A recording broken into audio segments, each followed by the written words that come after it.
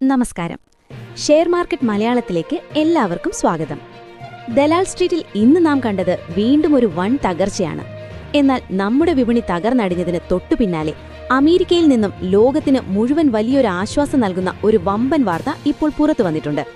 ഇന്നത്തെ 1800 പോയിന്റിന്റെ തകർച്ച, അമേരിക്ക ഇറാൻ യുദ്ധത്തിലുണ്ടായ നിർണായക ഇടപെടൽ, ഒറ്റയടിക്കിടിഞ്ഞ ക്രൂഡ് ഓയിൽ വില, HDFC ബാങ്കിന്റെ തകർച്ചയ്ക്ക് പിന്നിലെ യഥാർത്ഥ കാരണം, സ്വർണ്ണവിലയിലുണ്ടായ വൻ വീഴ്ച, കൂടാതെ വേദാന്തയുടെ ഡിവിഡൻഡ് എന്നിവയുൾപ്പെടെ നിങ്ങളുടെ നിക്ഷേപങ്ങളെ ബാധിക്കുന്ന ഏറ്റവും പുതിയ വാർത്തകളാണ് നമ്മൾ പരിശോധിക്കുന്നത്. വിഷയത്തിലേക്ക് കടക്കുന്നതിന് മുൻപ് ഒരു ചെറിയ കാര്യം. വിപണിയിൽ ദിവസേനയുള്ള പ്രധാനപ്പെട്ട അപ്ഡേറ്റുകൾ നിങ്ങളിലേക്ക് എത്തിക്കാൻ ഞങ്ങൾ ശ്രമിക്കുന്നുണ്ട്.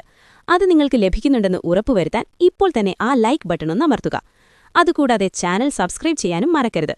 ഇനി നമുക്ക് പ്രധാന അപ്ഡേറ്റുകളിലേക്ക് കടക്കാം. ഇന്നത്തെ വാർത്തകളിലേക്ക് കടക്കുന്നതിന് മുൻപായി നിങ്ങൾക്കൊരു ചെറിയ ചോദ്യം. ഓഹരി വിപണിയിലെ ചാഞ്ചാട്ടങ്ങളും നിക്ഷേപകരുടെ ഭയവും അളക്കാൻ നമ്മൾ ഉപയോഗിക്കുന്ന സൂചികയാണ് വിക്സ്. എന്താണിതിന്റെ പൂർണ്ണരൂപം? Option A volume index, option B volatility index, option C valuation index. ഇതിന്റെ ശരിയായ ഉത്തരം അറിയാവുന്നവർ ഇപ്പോൾ തന്നെ താഴെ കമന്റ് ചെയ്യുക. വീഡിയോയുടെ അവസാനം ഇതിന്റെ ഉത്തരം ഞാൻ പറയുന്നതാണ്. ആദ്യമായി ഇന്നത്തെ മാർക്കറ്റ് തകർച്ചയെക്കുറിച്ച് തന്നെ സംസാരിക്കാം. തികച്ചും ഒരു ബ്ലാക്ക് മൺഡേ ആയിരുന്നു ഇന്ന്. സെൻസെക്സ് 1836 പോയിന്റുകൾ കൂപ്പുകുത്തിയപ്പോൾ നിഫ്റ്റി 22,512 എന്ന ലെവലിലാണ് വ്യാപാരം അവസാനിപ്പിച്ചത്. വൻകിട ഓഹരികളേക്കാൾ കൂടുതൽ തകർന്നത് മിഡ് ക്യാപ് സ്മോൾ ക്യാപ് ഓഹരികളാണ്. ഇവയുടെ ഇൻഡെക്സ് ഇന്ന് 4% ഇടിഞ്ഞത്.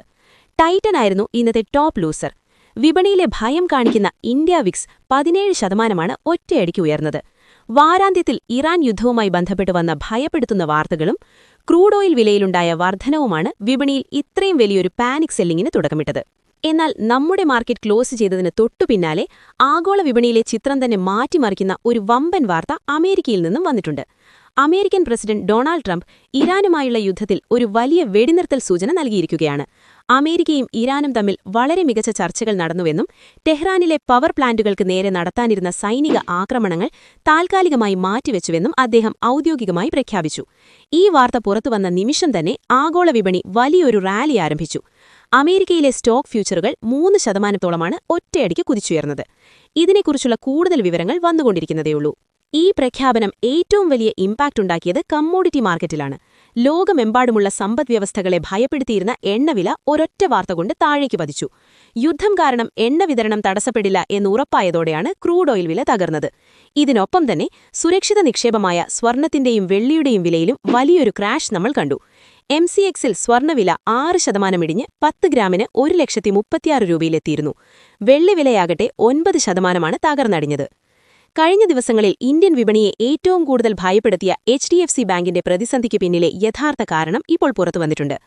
ക്രെഡിറ്റ് സ്വിസ് ബാങ്കിന്റെ 81 ബോണ്ടുകളിലുണ്ടായ വലിയ തകർച്ചയും അതുമായി ബന്ധപ്പെട്ട വിഷയങ്ങളുമാണ് HDFC ബാങ്കിന്റെ ലീഡർഷിപ്പ് പ്രതിസന്ധിക്ക് കാരണമായതെന്ന് ബ്ലൂംബർഗ് റിപ്പോർട്ട് ചെയ്യുന്നു. ഇനി മറ്റു ചില പ്രധാന കോർപ്പറേറ്റ് അപ്ഡേറ്റുകൾ നോക്കാം. സ്വാൻ ഡിഫൻസിന്റെ പ്രൊമോട്ടർമാർ നടത്തിയ ഓഫർ ഫോർ സെയിലിൽ പ്രമുഖ നിക്ഷേപകനായ നിഖിൽ കാമത്തും ക്വാണ്ട് മ്യൂച്വൽ ഫണ്ടും വലിയ തോതിൽ ഓഹരികൾ സ്വന്തമാക്കിയിട്ടുണ്ട്. വമ്പൻ നിക്ഷേപകർ ഇത്തരം ഡിഫൻസ് ഓഹരികളിലേക്ക് പണമൊഴുക്കുന്നത് റീറ്റെയിൽ നിക്ഷേപകർ പ്രത്യേകം ശ്രദ്ധിക്കേണ്ട കാര്യമാണ്. അവസാനമായി വേദാന്തയുടെ ഡിവിഡൻഡ് അപ്ഡേറ്റ് കൂടിയുണ്ട്. കമ്പനി തങ്ങളുടെ നിക്ഷേപകർക്ക് ഒരു ഷെയറിന് 11 രൂപ വീതം ഇടക്കാല ലാഭവിഹിതം പ്രഖ്യാപിച്ചിട്ടുണ്ട്. ഈ ഡിവിഡൻഡിനായുള്ള റെക്കോർഡ് ഡേറ്റ് കമ്പനി ഔദ്യോഗികമായി അറിയിച്ചിട്ടുണ്ട്. ഇന്നത്തെ പ്രധാന അപ്ഡേറ്റുകൾ ഇവയാണ്. ഇനി ഇന്നത്തെ നമ്മുടെ ചോദ്യത്തിന്റെ ഉത്തരം നോക്കാം. വിക്സ് എന്നതിന്റെ പൂർണ്ണരൂപം വോളറ്റിലിറ്റി ഇൻഡെക്സ് എന്നാണ്. ഓപ്ഷൻ ബി ആണ് ശരിയായ ഉത്തരം. ശരിയുത്തരം കമന്റ് ചെയ്ത എല്ലാവർക്കും അഭിനന്ദനങ്ങൾ. അമേരിക്കയിൽ നിന്നുള്ള പുതിയ വാർത്തകൾ നാളെ മാർക്കറ്റിൽ വമ്പൻ കുതിപ്പുണ്ടാക്കുമെന്ന് നിങ്ങൾ കരുതുന്നുണ്ടോ? താഴെ കമന്റ് ചെയ്യുക. പുതിയൊരു വീഡിയോയുമായി വീണ്ടും കാണാം. നന്ദി.